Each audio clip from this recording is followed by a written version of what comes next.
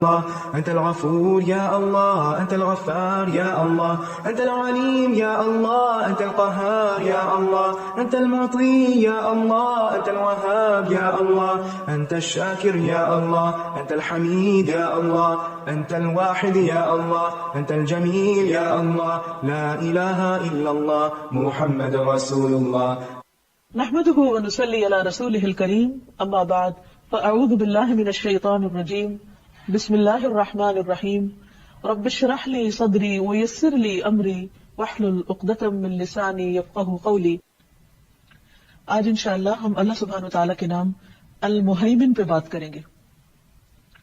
المہیمن کا لفظ ہیمنہ سے نکلا ہے، جس کا معنی ہے حفاظت کرنا، نگرانی کرنا۔ اسی لیے المہیمن کو عربی میں عام طور پر الرقیب، الحفیظ، الامین اور الشہید سے تعبیر کیا جاتا ہے۔ یعنی اللہ سبحانہ وتعالیٰ وہ ہستی ہے جو اپنی مخلوق پر نگران بھی ہے، ان کی حفاظت بھی کر رہا ہے اللہ سبحانہ وتعالیٰ، اور ان کو امن دینے والا بھی ہے۔ قرآن مجید میں اللہ سبحانہ وتعالیٰ فرماتے ہیں ان اللہ کان علیکم رقیبا، بے شک اللہ تعالیٰ ہمیشہ تم پر پورا نگہبان ہے۔ یعنی وہ اپنی مخلوق کو پیدا کرنے کے بعد ان سے غافل نہیں ہو گیا، بلکہ ان کی پوری پوری حفاظت بھی کر رہا ہے، ان کو امن بھی دیے ہوئے ہے کہ وہ اپنی زندگی میں جس مقصد کے لیے پیدا کیے گئے ہیں وہ مقصد پورا کر سکے، اور پھر جو کچھ وہ کر رہے ہیں اس کی نگرانی بھی فرما رہا ہے۔ سورۃ الرعد میں اللہ تعالیٰ فرماتے ہیں افمن هو قائم علی کل نفس بما کسبت، کیا وہ اللہ جو ہر جان پر اس کے اعمال کی نگہبانی فرما رہا ہے، کیا کوئی دوسرا اس کے برابر ہو سکتا ہے؟ یعنی انسانوں میں سے یا جنوں میں سے یا ملائکہ میں سے کوئی بھی ہستی ایسی نہیں کہ جو تمام انسانوں کے تمام اعمال پر پوری طرح نگران ہو۔ عام طور پر انسانوں کو جب کسی کی نگرانی دی جاتی ہے، مثلا ایک ماں گھر کے اندر اپنے بچوں کی نگران ہوتی ہے، لیکن کوئی بھی ماں سمجھ سکتی ہے کہ اس کی نگرانی کس قسم کی ہوتی، وہ دن رات بھی الرٹ رہے تو بھی بچے کئی قسم کی خرابیاں کر چکتے ہیں۔ اسی طرح کسی ملک کے اندر، کسی حکومت کے اندر مختلف کاموں پر جو ذمہ دار اور نگران مقرر کیے جاتے ہیں، وہ باوجود کوشش کے اپنی ذمہ داری کو پوری طرح نہیں نبھا سکتے، کیونکہ ان کے اندر اتنی قوت ہے ہی نہیں۔ اس کے برعکس اللہ سبحانہ وتعالیٰ جس کو نہ نیند آتی ہے نہ اونگ آتی ہے، وہ بندوں کے افعال سے پوری طرح باخبر ہے اور پوری طرح ظاہر اور باطن ہر چیز کو جاننے والا ہے۔ قرآن مجید میں ایک اور جگہ پر اللہ سبحانہ وتعالیٰ نبی صلی اللہ علیہ وسلم سے خطاب کرتے ہوئے فرماتے ہیں وَتَوَكَّلْ عَلَى الْعَزِيزِ الرَّحِيمِ الَّذِي يَرَاكَ حِينَ تَقُومُ وَتَقَلُّبَكَ فِي السَّاجِدِينَ إِنَّهُ هُوَ السَّمِيعُ الْعَلِيمُ، اور توکل کیجئے اس غالب نہایت رحم والے پر، یعنی رحم فرمانے والی ہستی اللہ سبحانہ وتعالیٰ پر آپ بھروسہ کیجئے۔ کون ہے وہ اللہ؟ الَّذِي يَرَاكَ حِينَ تَقُومُ، وہ جو آپ کو اس وقت بھی دیکھتا جب آپ کھڑے ہوتے ہیں قیام کی حالت میں، یعنی اللہ سبحانہ وتعالیٰ کے آگے نماز میں قیام فرما رہے ہوتے ہیں۔ وہ تقلبک فی الساجدین، اور سجدہ کرنے والوں کے درمیان جب آپ رکوع اور سجدہ کر رہے ہوتے ہیں اور دوسرے بھی آپ کے ساتھ مل کر رکوع کر رہے ہوتے ہیں، سجدے کر رہے ہوتے ہیں، اللہ تعالیٰ اس وقت بھی آپ کی نگرانی کر رہا ہوتا ہے، اس وقت بھی آپ کو دیکھ رہا ہوتا ہے۔ اور انہ هو السمیع العلیم، بے شک وہ سننے والا، جاننے والا ہے۔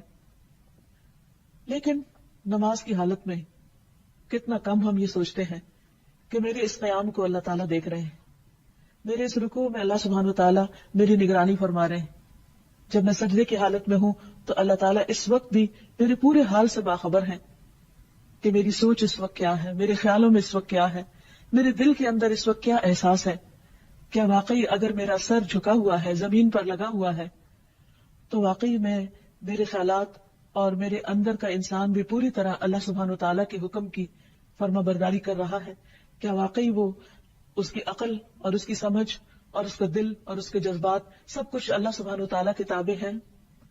اسی طرح انسان جب چلتا پھرتا ہے یا دنیا میں اور بہت سے کام کاج کرتا ہے تو کتنی بار یہ سوچتا ہے کہ وہ اللہ سبحانہ وتعالیٰ کی نگرانی میں ہے۔ اگر ہر انسان اللہ تعالیٰ کی اس صفت کو اچھی طرح سمجھ لے اور اس بات کا یقین کر لے کہ وہ دنیا میں کہیں بھی بھاگ کر جائے، خواہ وہ زمین کے اوپر کہیں اڑ رہا ہو یا زمین پہ کہیں چل رہا ہو یا زمین کے اندر کہیں اتر کر چھپا ہوا ہو یا پھر کہیں پانی میں ہو، وہ ہر حال میں اللہ سبحانہ وتعالیٰ کی نظروں میں ہے۔ اس کا کوئی بھی عمل، خواہ وہ چھوٹا ہو یا بڑا، اللہ تعالیٰ سے چھپا ہوا نہیں ہے. اور حقیقت یہ ہے کہ اگر یہ ایمان انسان کے اندر پختہ ہو جائے تو انسان کے بہت سے گناہ خود بخود کم ہو جائے. اللہ تعالیٰ کے حاضر ہونے کا احساس اس کے اندر ایسا تقوی پیدا کرے، ایسا خوف پیدا کرے کہ وہ انسانوں کے ڈر سے نہیں، اللہ سبحانہ وتعالیٰ کے ڈر سے ان کاموں کو چھوڑ دے جو اللہ تعالیٰ کو ناپسند ہے اور جو اس کی مخلوق کو نقصان دینے والے ہیں. اگرچہ اللہ سبحانہ وتعالیٰ اپنے بندوں کے حال سے براہ راست واقف ہیں، خود نگرانی کر رہے ہیں، خود دیکھ رہے ہیں، لیکن اس کے باوجود جو فرشتے اس نے انسان پر نگران مقرر کیے ہوئے ہیں ان سے بھی اللہ تعالیٰ بندوں کے حالات پوچھتے رہتے ہیں. یہ بھی اللہ سبحانہ وتعالیٰ کی بندوں کے بارے میں ایک خاص رحمت ہے اور اس کی کیئر ہے اور اس کا کنسرن ہے اور اس کی محبت ہے اور اس کی توجہ ہے اپنے بندوں کے حالات پر. ایک حدیث میں آتا ہے رسول اللہ صلی اللہ علیہ وسلم نے فرمایا کہ رات اور دن میں فرشتوں کی ڈیوٹیاں بدلتی رہتی ہیں، یعنی کرامن کاتبین کی، اور فجر اور عصر کی نمازوں میں ان کا اجتماع ہوتا ہے، وہ اکٹھے ہوتے ہیں. پھر تمہارے پاس رات کو رہنے والے فرشتے جب اوپر چڑھتے ہیں تو اللہ تعالیٰ ان سے پوچھتا ہے، حالانکہ وہ ان سے کہیں زیادہ اپنے بندوں کے حالات سے خود واقف ہے. وہ پوچھتا ہے، میرے بندوں کو تم نے کس حال میں چھوڑا، وہ کیا کر رہے تھے؟ وہ جواب دیتے ہیں، جب ہم نے انہیں چھوڑا تو وہ فجر کی نماز پڑھ رہے تھے، اور جب ان کے پاس گئے تب بھی وہ عصر کی نماز پڑھ رہے تھے. اور اسی طرح دوسرے فرشتوں سے پوچھتا ہے تو وہ بھی اسی طرح جواب دیتے ہیں. اللہ سبحانہ وتعالیٰ اپنے بندوں کی نگرانی کرتے ہوئے، اپنے بندوں کا خیال کرتے ہوئے ان پر اپنی خاص رحمت فرماتے ہیں، اور خصوصی طور پر جو بندے عبادت گزار ہوتے ہیں اللہ سبحانہ وتعالیٰ ان سے محبت کرتے ہیں. پھر اسی طرح اللہ تعالیٰ اپنے بندوں کے غموں سے بھی آگاہ ہوتا ہے کہ اس وقت بندے کے دل کی کیفیت کیا ہے، وہ کس پریشانی کا شکار ہے. بعض اوقات ہم جب پریشان ہوتے ہیں تو ہمیں یوں لگتا ہے جیسے ہم تنہا رہ گئے، ہمارا کوئی بھی نہیں. کبھی کوئی فوت ہو جائے تو ہم سوچتے ہیں کہ اب ہمارا کون ہوگا، اب ہمارا کیا بنے گا. لیکن اس وقت بھی، غم کے ان لمحات میں بھی اگر انسان کو یہ یاد رہے کہ اس کا رب ہے جو اس کے حالات کو جانتا ہے اور اس کی تکلیف کو محسوس کرتا ہے اور وہ اس کے حال سے پوری طرح باخبر ہے، تو یہ چیز انسان کے لیے بہت اطمینان کا باعث ہو سکتی ہے.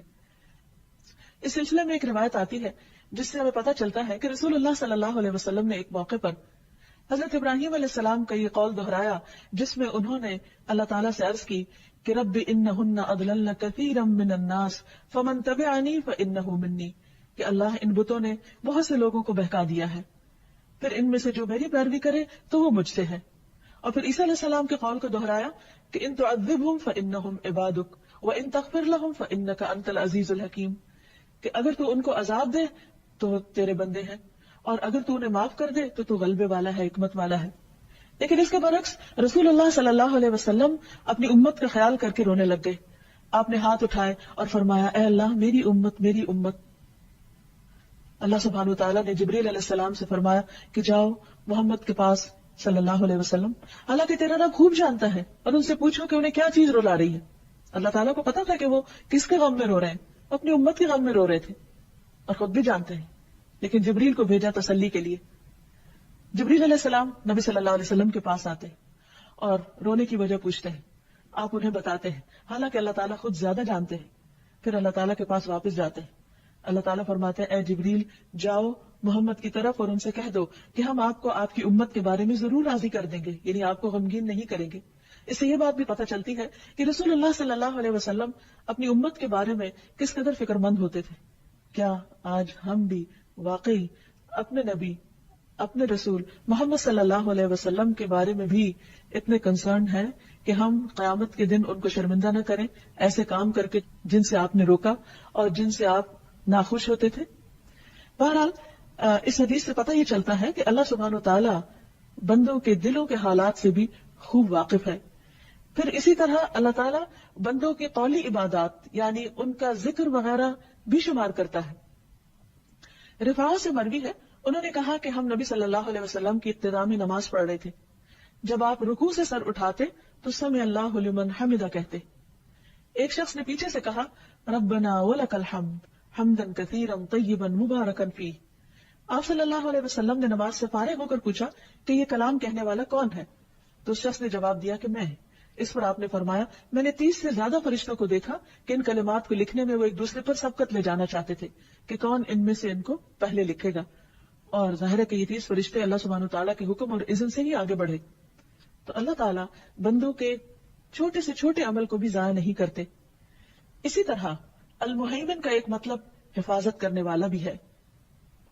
اللہ سبحانہ و تعالی جو الحافظ ہے، الحفیظ ہے، تحفظ دینے والا ہے، حفاظت کرنے والا ہے، وہ اپنی تمام مخلوق کی ضروریات کی حفاظت کرنے والا ہے. نبی صلی اللہ علیہ وسلم نے فرمایا، اللہ تعالیٰ فرماتے ہیں، اے ابن آدم، تم اپنے آپ کو میری عبادت کے لیے فارغ کر لو، یعنی نماز کے لیے، دیگر عبادات کے لیے بھی وقت نکالو، تو میں تمہارے دل کو بے نیازی سے بھر دوں گا اور تمہاری محتاجیاں دور کر دوں گا. لیکن اگر تم ایسا نہیں کرو گے، یعنی اپنے آپ کو صرف دنیا میں کھپا دو گے اور عبادت کے لیے وقت نہیں نکالو گے، تو میں تمہارے دونوں ہاتھ کام میں مشغول کر دوں گا، اس کے باوجود تمہارا فقر دور نہیں کروں گا، یعنی تمہارے دل کے اندر کا خوف اور محتاجی کا احساس وہ دور نہیں کروں گا. پھر اسی طرح اللہ سبحانہ وتعالی بیمار انسان کے اعمال کی حفاظت کرتے ہیں. ایک انسان تندرستی کی حالت میں جو بھی نیک عمل کرتا ہے، جب وہ بیمار ہو جاتا ہے تو بھی اللہ تعالیٰ اس کا اجر روکتے نہیں، بلکہ جو شخص پابندی کے ساتھ نیکی کرتا ہے عام حالات میں، تو جب وہ سفر کرتا ہے یا بیماری کی حالت میں ہوتا ہے تو اللہ تعالیٰ فرشتے کو حکم دیتے ہیں اور وہ اس کا اجر لکھتا چلا جاتا ہے. پھر اسی طرح المہیمن کا ایک مطلب امن دینے والا ہے اور ظالم کو مہلت دینے والا. یعنی اللہ سبحانہ وتعالیٰ جہاں اپنے بندوں کی حفاظت فرماتا ہے، وہاں ان کے لیے ایسے حالات، ایسے مواقع فراہم کرتا ہے کہ وہ امن و امان کے ساتھ اپنے کام سر انجام دے سکے. اگر ہم سوچیں تو زمین کے جس گولے پر ہم بیٹھے ہوئے ہیں، اس کے اندر لاوا ابل رہا ہے. اگر یہ زمین تھوڑی سی بھی پھٹ جائے اور لاوا باہر نکلنے لگے تو زندگی کا نام و نشان قائم نہ رہے. پھر ہم سب جانتے ہیں کہ زمین اس فضا کے اندر دوہری حرکت کے ساتھ اپنے سفر پر رواں دواں ہے، لیکن ہمیں ہر وقت ٹھہری ہوئی محسوس ہوتی. یعنی کس قدر حیرت کی بات ہے کہ جو زمین ہزاروں میل فی گھنٹہ کی رفتار سے اس فضا میں دوڑ رہی ہے، اس زمین پر بیٹھے ہوئے انسانوں کو کبھی احساس بھی نہیں ہوتا کہ یہ زمین حرکت میں ہے. یہ سب امن کون دے رہا ہے؟ یہ اس اطمینان کی حالت میں ہمیں کون جینے دے رہا ہے کہ ہم اس پر چلتے پھرتے ہیں، سوتے ہیں، آرام کرتے ہیں اور پرسکون رہتے ہیں. اللہ سبحانہ تعالیٰ کی یہ خاص رحمت ہے کہ اس نے ہمارے لیے ان تمام چیزوں کو مسخر کیا ہے. پھر ہم دیکھتے ہیں کہ جہاں وہ امن دیتا ہے وہاں کچھ لوگ دنیا میں فتنہ فساد بھی کرنے والے ہیں، ظلم ڈھانے والے ہیں، لیکن ان کو آزادی کیوں ملی ہوئی ہے؟ اس کی وجہ یہ ہے کہ وہ بھی اللہ ہی کے بندے ہیں، لیکن اللہ تعالیٰ کے دیے ہوئے اختیار سے ناجائز فائدہ اٹھا رہے ہیں.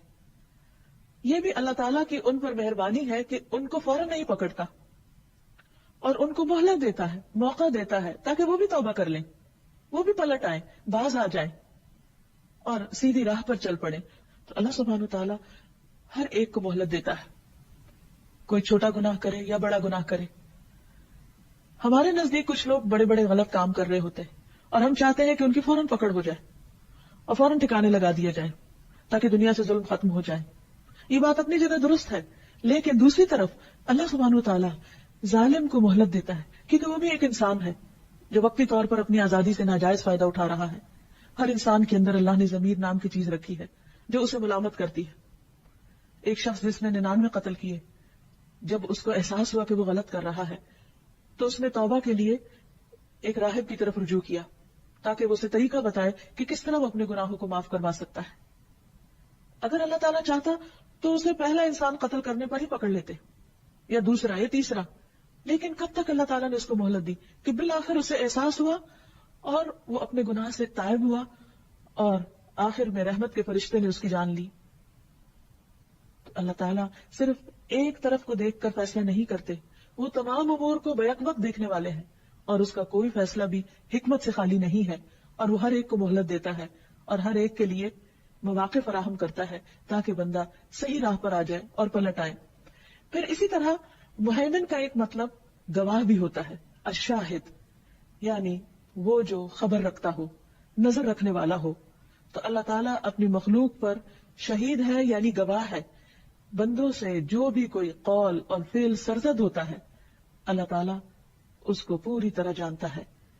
قرآن مجید میں آتا ہے وَمَا تَكُونُ فِي شَأْنٍ وَمَا تَتْلُو مِنْهُ مِنْ قُرْآنٍ وَلَا تَعْمَلُونَ مِنْ عَمَلٍ إِلَّا كُنَّا عَلَيْكُمْ شُهُودًا إِذْ تُفِيضُونَ فِيهِ وَمَا يَعْزُبُ عَنْ رَبِّكَ مِنْ مِثْقَالِ ذَرَّةٍ فِي الْأَرْضِ وَلَا فِي السَّمَاءِ ولا اصغر من ذلك ولا اکبر الا فی کتاب مبین.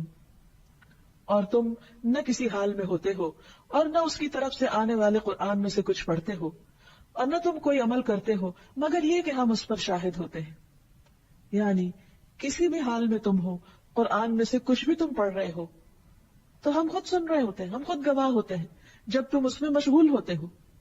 اور تمہارے رب سے کوئی ذرہ برابر چیز نہ زمین میں غائب ہوتی ہے اور نہ آسمان میں، نہ اس سے کوئی چھوٹی چیز اور نہ بڑی چیز مگر ایک واضح کتاب میں موجود ہوتی ہے. تو سوال یہ پیدا ہوتا ہے کہ اللہ سبحانہ و تعالیٰ بندوں کے اعمال پر کیوں گواہ ہے، بندوں کے اعمال خود کیوں دیکھ رہے ہیں؟ اس کی ایک بڑی وجہ یہ ہے کہ اللہ سبحانہ و تعالیٰ بندوں کے ان اعمال کو گن گن کر رکھ رہے ہیں تاکہ قیامت کے دن بندوں کو ان کی جزا دی جا سکے. حدیث میں آتا ہے اللہ تعالیٰ فرماتے ہیں اے میرے بندو یہ تمہارے اعمال ہیں کہ جنہیں میں تمہارے لیے شمار کر رہا ہوں، میں تمہارے لیے گن رہا ہوں، انہیں خود گن رہا ہوں. اگرچہ فرشتے بھی لکھتے ہیں لیکن اللہ سبحانہ و تعالیٰ خود بھی گنتے ہیں. اس میں کیا گنتے ہیں؟ کس کی کتنی نمازیں ہو گئی، کس کے کتنے روزے ہو گئے، کس نے کتنی سچی بات کی اور کتنے جھوٹ بولے، وہ بھی لکھے جاتے ہیں، وہ بھی گنے جاتے ہیں. کس نے کتنا صدقہ کیا، کس نے کتنی دفعہ تسبیح پڑھی. تو یہ سب کچھ اللہ سبحانہ و تعالیٰ گن گن کے رکھ رہے ہیں اور فرماتا ہے کہ میں تمہارے لیے شمار کر رہا ہوں، پھر میں تمہیں ان کا پورا پورا بدلہ دوں گا. تو جو آدمی بہتر بدلہ پائے وہ اللہ کا شکر ادا کرے اور جو بہتر بدلہ نہ پائے تو اپنے نفس ہی کو ملامت کرے. یعنی ایسا نہیں کہ اگر انسان کچھ نہیں کرے گا تو اس کے لیے خود بخود کچھ لکھا جاتا رہے گا، نہیں. تو ہمیں اصل میں جس چیز کی فکر کرنی چاہیے وہ نیک اعمال ہے کہ ہم زیادہ سے زیادہ کر سکیں. اس کے ساتھ ساتھ اس کی کوالٹی اور اس کی جو روح ہے اس کو بھی مد نظر رکھنا ضروری ہے. پھر یہ ہے کہ اللہ تعالیٰ ایک اور جگہ پر فرماتے ہیں سواء منکم من اسر القول ومن جہر بہ، برابر ہے تم میں سے جو بات چھپا کر کرے اور جو اسے بلند آواز سے کرے. یعنی اللہ کے لیے بالکل برابر ہے. ہمارے لیے فرق ہو جاتا ہے کیونکہ ہمارے کان ایک سرٹن فریکوینسی کے بعد سن نہیں پاتے، یعنی کہ وہ آواز کم ہو یا زیادہ ہو تو ہم سن نہیں سکتے، ایک خاص لمٹ کے اندر سنتے ہیں. لیکن اللہ تعالیٰ کے لیے ایسی کچھ بھی مشکل نہیں، وہ ہر بات کو سنتے ہیں، چپ کے کی جائے، سرگوشیوں کی حالت میں کی جائے یا پھر چیخ چلا کر کی جائے. ایک اور جگہ پر فرماتے ہیں واللہ شہید علی ما تعملون، اللہ تعالیٰ پوری طرح شاہد ہے اس پر جو بھی تم کرتے ہو. اور پھر یہ کہ قیامت کے دن یہ سارے اعمال سامنے لائے جائیں گے تو انسان جھٹلا نہ سکے گا کیونکہ اللہ تعالیٰ خود گواہ ہے اس پر. حدیث میں آتا ہے کہ ایک آدمی کو قیامت کے دن لایا جائے گا اور اس سے کہا جائے گا کہ اس پر اس کے صغیرہ گناہ پیش کرو، یعنی اس کے سامنے لا کے رکھے جائیں تو اس کے گناہ پیش کر دیے جائیں گے اور اس کے جو بڑے بڑے گناہ ہیں ان کو چھپا کر رکھا جائے گا. تو اقرار کروانے کے لیے اسے کہا جائے گا کیا تو نے فلاں دن مثلا سنڈے کو یا منڈے کو یہ کام کیا تھا؟ تو وہ اقرار کر لے گا. انکار کی گنجائش کس کو ہوگی؟ لیکن ساتھ ہی ڈر رہا ہوگا کہ اس کے جو بڑے گناہ تھے ان کا کیا ہوگا. یہ تو چھوٹی چھوٹی چیزیں، اس کو اپنی بڑی بڑی غلطیاں بھی یاد آ جائیں گی. اب اللہ تعالیٰ فرمائے گا کہ اس بندے کے ہر گناہ کے عوض اس کو نیکی دے دو، کیونکہ بندہ جب گناہ کرنے کے بعد توبہ کر لیتا ہے تو اللہ تعالیٰ اس کے گناہوں کو نیکیوں میں بدل دے گا. اب وہ بندہ کہے گا کہ یا رب میں نے کچھ اور گناہ بھی کیے تھے، وہ مجھے یہاں نظر نہیں آ رہے. یعنی وہ جو کبیرہ گناہ جن سے ابھی تک وہ ڈر رہا تھا ان کا بھی ذکر خود کر دے گا. تو بہرحال یہ اللہ سبحانہ وتعالیٰ کی شان رحیمی ہے کہ وہ بندوں کی غلطیوں اور خطاؤں سے اس قدر درگزر فرماتا ہے اور اتنی خوبصورت طریقے سے توبہ قبول کرتا ہے کہ ان کی خطاؤں کو بھی قیامت کے دن نیکیوں میں بدل دے گا. لیکن اس کے لیے شرط یہ ہے کہ انسان سچے دل سے توبہ کرے. المہیمن کے معنی میں ایک قول یہ بھی ہے کہ یہ وہ ذات ہے جو اطاعت کرنے والے کے ثواب میں سے کچھ بھی کم نہ کرے، خواہ وہ ثواب کتنا ہی زیادہ کیوں نہ ہو، اور نافرمان جتنی سزا کا حقدار ہے اس سے زیادہ اس کو سزا نہ دے، کیونکہ اس پر جھوٹ جائز نہیں. اور اللہ تعالیٰ کو یہ حق حاصل ہے کہ وہ زیادہ ثواب دے کر مہربانی فرمائے اور بہت ساری سزاؤں کو معاف کر دے، یہ اس کے اپنے اختیار میں ہے. تو المہیمن جو ہے امن دینے والا ہے اور بندوں کی حفاظت کرنے والا ہے، ان کے حقوق کی حفاظت کرنے والا ہے، ان کے اعمال کے اجر کی حفاظت کرنے والا ہے. اس لیے اس سے اس بات کا ڈر نہیں ہونا چاہیے کہ وہ بندوں کا کوئی بھی عمل ضائع کر دے گا، الا یہ کہ انسان خود ایسے کام کر کے اپنے اعمال کو برباد کر دے جن سے اللہ سبحانہ تعالیٰ نے روکا ہے. اس کے برعکس اللہ تعالیٰ اگر کوئی بندہ ایک نیکی کرے گا تو اس کو 10 گنا سے لے کر 700 گنا اور اس سے بھی زیادہ دینے پر قادر ہے، اور اس کے لیے اسے کسی سے پوچھنا نہیں. تو اللہ سبحانہ وتعالیٰ اپنے بندوں پر نہایت مہربان ہے. اللہ تعالیٰ فرماتے ہیں قُلْ يَا عِبَادِ الَّذِينَ آمَنُوا اتَّقُوا رَبَّكُمْ لِلَّذِينَ أَحْسَنُوا فِي هَذِهِ الدُّنْيَا حَسَنَةٌ وَأَرْضُ اللَّهِ وَاسِعَةٌ إِنَّمَا يُوَفَّى الصَّابِرُونَ أَجْرَهُمْ بِغَيْرِ حِسَابٍ. کہہ دو اے میرے بندو جو ایمان لائے ہو، اپنے رب سے ڈرو ان لوگوں کے لیے جنہوں نے دنیا میں کوئی نیکی کی بڑی بھلائی ہے. یعنی اگر کوئی اچھا کرتا ہے تو اس کی وہ اچھائی قابل قدر ٹھہرے گی. اللہ کی زمین وسیع ہے اور صبر کرنے والوں کو ان کا اجر کسی شمار کے بغیر دیا جائے گا. یعنی اللہ تعالیٰ کے پاس پورا حق ہے، اختیار ہے کہ وہ بندے کا اجر ایک کو 10 کے برابر کرے یا ان لمیٹڈ کر دے کہ جس کو کوئی انسان گن بھی نہ سکے. اور ان نیکیوں میں سے سب سے بڑی نیکی صبر کرنا ہے جس کا اجر بغیر حساب کے انسان کو ملے گا. پھر اسی طرح اللہ تعالیٰ ذرہ برابر بھی اجر ضائع نہیں کرتا. یعنی ایک کام میں صرف کرنے والے کا نہیں بلکہ اس کام میں جو دوسروں کا تعاون ہوتا ہے ان کو بھی ساتھ اجر عطا کرتا ہے. مثلا ایک شخص کوئی نیک کام کرتا ہے، اس کو دیکھ کر کوئی اور کرتا ہے، یا ایک شخص کسی کو نیکی کی راہ دکھاتا ہے تو نیکی کی راہ دکھانے والا اگر خود اس پر عمل کر رہا ہے تو اس کو بھی اجر مل رہا ہے. اور اس راہ دکھانے پر جتنے بھی لوگوں کو وہ راہ دکھاتا ہے، خواہ وہ 100 ہو یا 1000 ہو، ان سب کو بھی اجر عطا فرماتا ہے. تو آپ دیکھیے کہ اس کے خزانوں میں کسی بھی قسم کی کمی نہیں آتی، خواہ وہ ایک چھوٹی سی نیکی پر لاکھوں کو نوازے جو ایک کرنے والے نے صرف خود نہیں کی، دوسروں کو بھی بتا دی. مثلا اگر کوئی شخص خود سبحان اللہ پڑھ رہا ہے اور وہ دوسروں کو بھی سکھا دیتا ہے کہ تم بھی سبحان اللہ پڑھو، اگر 1000 لوگ اس کے کہنے پر سبحان اللہ پڑھنے لگتے ہیں تو اس شخص کو نہ صرف یہ کہ اپنے سبحان اللہ پڑھنے کا ثواب ملے گا بلکہ وہ جو 1000 لوگ سبحان اللہ پڑھ رہے ہیں ان کا بھی اجر ان کو ملنے کے علاوہ اس کو بھی ملے گا. تو آپ دیکھیے کہ اللہ سبحانہ وتعالیٰ کی نوازشوں کی کوئی حد نہیں.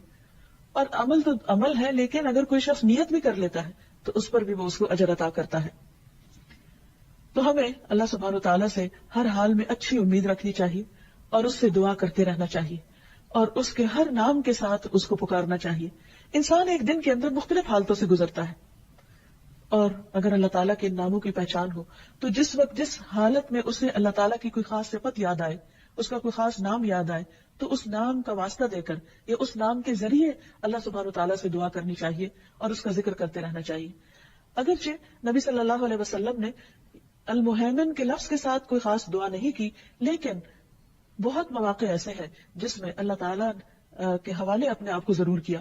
مثلا اپنے سارے معاملات کو بھی اللہ کے حوالے کیا. جیسے ایک روایت میں آتا ہے ایک اعرابی نے نبی صلی اللہ علیہ وسلم سے کہا کہ آپ مجھے کوئی دعا سکھا دیجیے، امید ہے کہ اللہ تعالیٰ مجھے اس سے فائدہ دے گا. تو آپ نے فرمایا یوں کہو اللہم لک الحمد کلہ وإلیک یرجع الامر کلہ، اے اللہ تیرے لیے ہے سب تعریف اور تیری ہی طرف سب کام لوٹتے ہیں، یعنی سارے معاملات تیرے ہی سپرد ہیں. اسی طرح رات کو سوتے وقت بھی اللہم اسلمت نفسی الیک، اے اللہ میں اپنے آپ کو تیرے حوالے کرتا ہوں. تو جو رب ہمارے جاگنے کی حالت میں ہماری حفاظت کرتا ہے وہ سونے کی حالت میں بھی ہماری حفاظت کرتا ہے. اور پھر یہ ہے کہ انسان جب اپنے آپ کو اللہ کے حوالے کر دیتا ہے، اپنی جان کو، اپنے مال کو، اپنی اولاد کو، اپنے متعلقین کو، تو اللہ سبحانہ وتعالیٰ ان تمام چیزوں کی حفاظت فرماتا ہے. اسی لیے جب کوئی مسافر سفر پر روانہ ہوتا ہے تو اس کو جو دعا دی جاتی ہے، نبی صلی اللہ علیہ وسلم نے جو دعا سکھائی ہے وہ یہی ہے کہ استودع اللہ دینک و امانتک و خواتیم عملک، کہ میں تمہارے دین، امانت اور عمل کے خاتمے کو اللہ کے سپرد کرتا ہوں.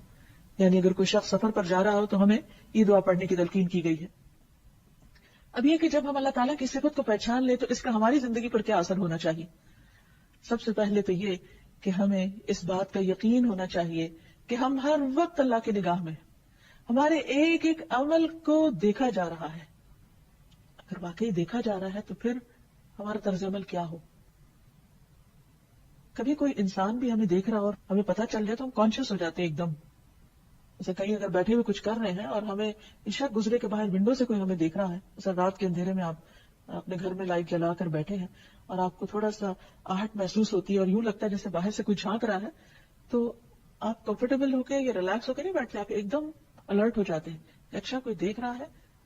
تو اس وقت آپ کیا کریں گے اور کیا نہیں کریں گے.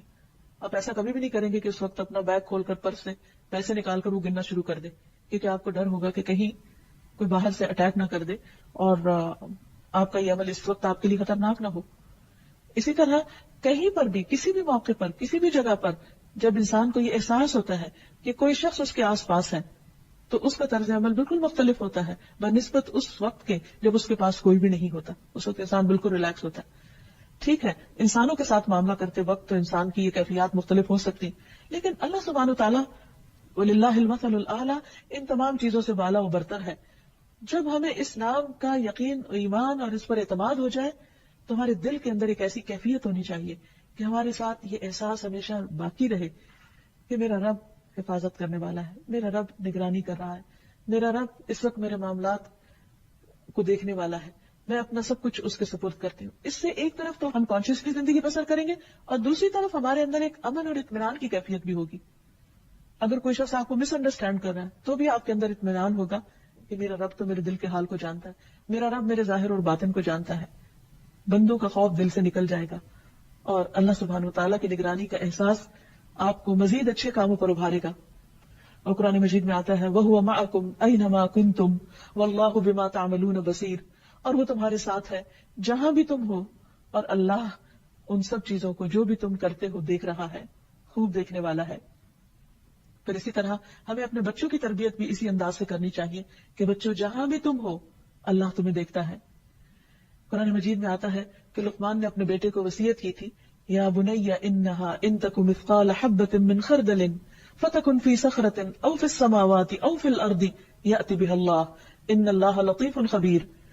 اے میرے چھوٹے بیٹے, بے شک کوئی بھی چیز اگر رائی کے دانے کے وزن کے برابر بھی ہو, زمین میں ہو یا آسمان میں, تو اللہ اس کو لے آئے گا. بلا شبہ اللہ بڑا باریک بین, پوری خبر رکھنے والا ہے. اسی طرح انسان کے اندر اس صفت کا احساس احسان کا رویہ پیدا کرتا ہے.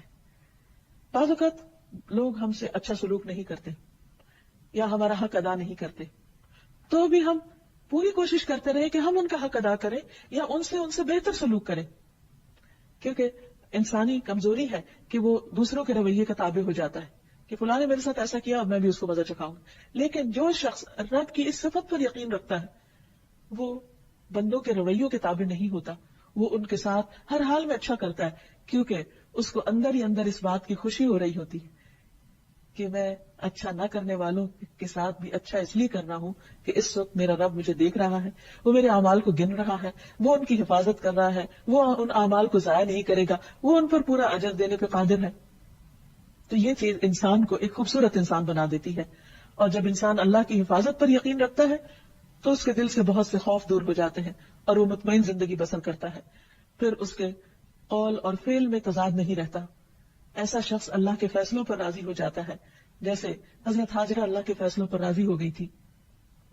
ایسا شخص اللہ کو اپنا نگران تسلیم کرتے ہوئے نیکی کے کام کرتا ہے اور گناہوں کے کاموں کو چھوڑ دیتا ہے, اور تنہائی میں بھی غلط کام نہیں کرتا, اور ہمیشہ ہر دم اپنی سوچوں میں اپنے خیالات میں بھی نیکی کے کام کرنے کے منصوبے بناتا رہتا ہے.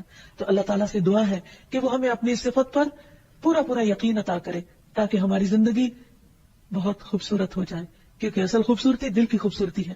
اگر دل کے اندر یہ احساس ہو جائے کہ میرا رب میرے ساتھ ہے اور وہ ہر چیز کو دیکھ رہا ہے تو پھر اسے بندوں کی پرواہ نہیں رہتی. اللہ تعالیٰ ہمیں باعمل بنائے. أنت القاهر يا الله، أنت الحسيب يا الله، أنت الشافي يا الله، أنت المبين يا الله، أنت الوكيل يا الله، أنت القيوم يا الله، أنت المتين يا الله، أنت السبوح يا الله. لا إله إلا الله محمد رسول الله، لا إله إلا الله محمد رسول الله.